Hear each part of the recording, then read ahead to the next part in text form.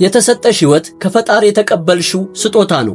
ጓደኞችሽ እንኳን የሆነ ነገር ሲሰጡሽ እንዴት ነው የምትንከባከቢው? ስጦታሽን ልትንከባከቢ ይገባል። አንቺ ዛሬ የራስሽን ሕይወት ባየሽበት መንገድ ነው ወደ አንቺ የሚመጣው ወንድ የሚይዝሽ። አንቺ በጥንቃቄ በእውቀት በጥበብ ያላሽው ማንነት ሰነፍ እጅ ላይ ይወድቃል። ከዛ እንዴት እንደሚንከባከብሽ አያውቅም። ምክንያቱም ዋጋሽን አላወጣሽም። መቼ ነው ፍቅረኛ የሚኖረኝ? መቼ ነው ብቸኝነት የሚያቆመው? ቆይ እንደ ሌሎቹ ሴቶች ተወዳጅ አይደለሁም? ለምንድን ነው እንደዚህ መሆነው እያልሽ የምትጨነቂ ከሆነ ከዚህ በታች የማነሳልሽን ወሳኝ ነጥብ በደንብ ተከታተይኝ። ፈጣሪ የሰጠሽን ማንነትና ክብር ማወቅ ይሄ ያንቺ ኃላፊነት ነው። ልክ በዚህ ሰዓት ብቻሽን ባለሽበት ሰዓት ፍቅረኛ ሳይኖርሽ ትዳር ሳይኖርሽ አንቺ ብቻ በሆንሽበት ሰዓት ልታስተው የሚገባ ነው።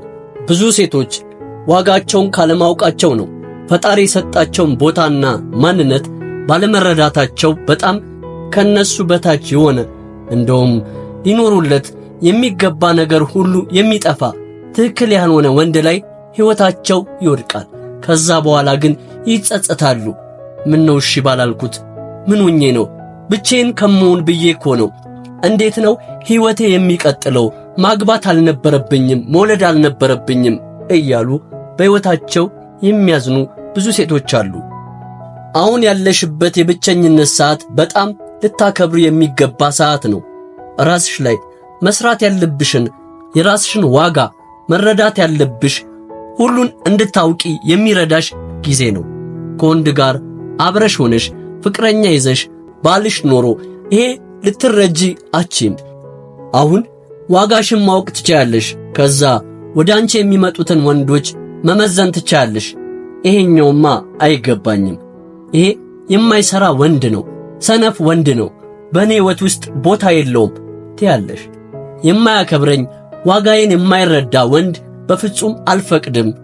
ይሄ ማለት የምትችይው ግን መጀመሪያ አንቺ ዋጋሽ ሲገባሽ ነው። የት እንደምትሄድ ምን አይነት ቦታ እንደምታመሽ ከማን ጋር እንደምታድር እንኳን አታውቅም። ምክንያቱም እሷ የፈለገችው ከብቸኝነት ማምለጥ ብቻ ነው። ከፊቷ ያለውን ነገር ምንም አትመዝንም። አስተዊ ፍቅረኛ ያላቸው ሰዎች ሁሉ ደስተኛ አይደሉም። ያገቡ የወለዱ ሴቶች ሁሉ የሚፈልጉትን አላገኙም። ራስሽን ማሳደግ ትለምጃለሽ። ምክንያቱም ራስሽን በእውቀት ስታሳድጊ ከመላቢስነት ነፃ ትወጫለሽ። መላቢስ ሲሆኑ ሴቶች ምን እንደሚያደርጉ ታውቂያለሽ? ቤታቸው ቁጭ ብለው ቴሌቪዥን እያዩ ረጅም ሰዓት ተቀምጠው ከዛ ቀኑ ይደብራቸዋል። አሁን ሴቶች ለእኩልነት ትኩረት ይሰጣሉ። ግን መረሳት የሌለበት ወንዶች ለፍቅረኞቻቸው ማገዝ፣ ማቅረብ፣ አለው ማለት ይፈልጋሉ። ሁሉንም እኔ አደርገዋለሁ ካልሽ የማትፈልጊው ስለሚመስለው ይሸሻል። ማድረግ መቻልሽ በራስ መተማመንሽ መልካም ነው። እሱ ይወደዋል። ግን ደግሞ እንዲረዳሽ እንዲያግዝሽ እድል መስጠት እና መፍቀድ አለብሽ። ምን ላደርግልሽ ሲልህ አይ ምንም አያስፈልግም አደርገዋለሁ ደግመሽ ይህንን የምትይው ከሆነ እንደማያስፈልግሽ ይሰማዋል። ስለዚህ ባል መሆን ወይም ፍቅረኛ መሆን እየከበደው ስለሚመጣ ከመሸሽ ሌላ አማራጭ አይኖረውም። ሌላው አካላዊ መወደድ በጣም ያሳስባችኋል። ፍቅረኛሽ ወይም ባልሽ ሁልጊዜ ቆንጆ እንደሆነ እንደምትወጂው ምኑን እንደምትወጂለት መንገር አለብሽ። ብቻ በቃል ወይም ደግሞ በአካላዊ ነገር ልገልጭለት ይገባል። እናንተ ሴቶች ሁልጊዜ ስለራሳችሁ አለባበስ፣ ስለ ሁኔታችሁ፣ ስለ ጸጉራችሁ አስተያየት እንዲሰጧችሁ እንደምትፈልጉ ሁሉ ወንዶች የምር እንደ መጀመሪያው ትወደኛለች፣ ቁንጅናዬ ወይም ሰውነቴ አልተበላሸም፣ ፍቅሩ አልቀነሰም፣ ሌላ ሰው እያየች ይሆን የሚል ነገር ያሳስባቸዋል። ስለዚህ የምትወጂለትን ነገር ሁልጊዜ ንገሪው። ባልሽ ወይም ፍቅረኛሽ በጣም ደስተኛ፣ ጠንካራ አፍቃሪ እንዲሆንልሽ ሁልጊዜ የምትወጂለትን ነገር ስትነግሪው ነው። ብዙ ጊዜ እሱ ብቻ ከሆነ ናፍቀሽኛል እንገናኝ የሚልሽ። ፍቅር እንደቀነሽና እንደ በፊቱ እንደማትወጁ ሊሰማው ይችላል። ሲናፍቅሽ ሽንፈት አይደለም። ናፍቀኸኛል እንገናኝ በይው። መወደድ ይሰማዋል።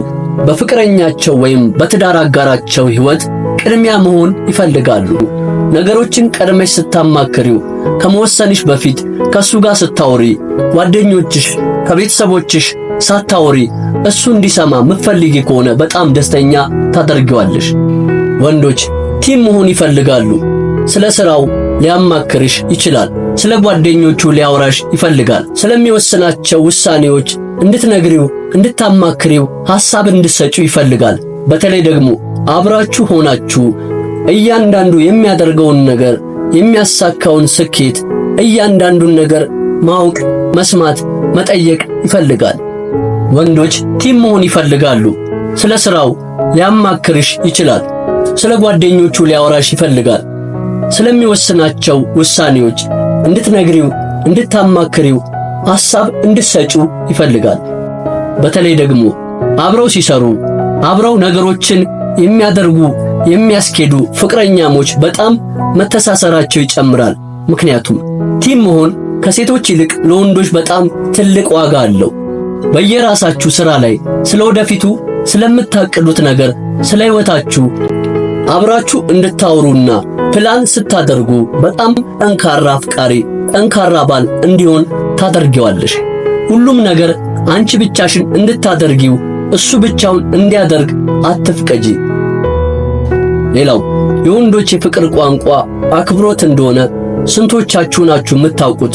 ወንዶች ከምታፈቅሯቸው ይልቅ ስታከብሯቸው ነው ሰላም የሚሰማቸው። ሴቶች ይህንን ካለማወቅ አፈቅሯለሁ በየቀኑ እንድነግረው ነው እንደሚፈልገው። ሴቶች ማፍቀራቸውን በአንድ ቃል ሊገልጹ ይችላሉ። ወንዶች ግን አክብሮታቸውን፣ ተግባቢነታቸውን ማየት ይፈልጋሉ። አክብሮት ደግሞ የሚገለጽበት ብዙ መንገድ አለ አይደል? ልትሰሚው ይገባል። ካልሰማሽው እንዳከበርሽው አይሰማውም። ስለዚህ አያዋራሽም፣ አይቀርብሽም።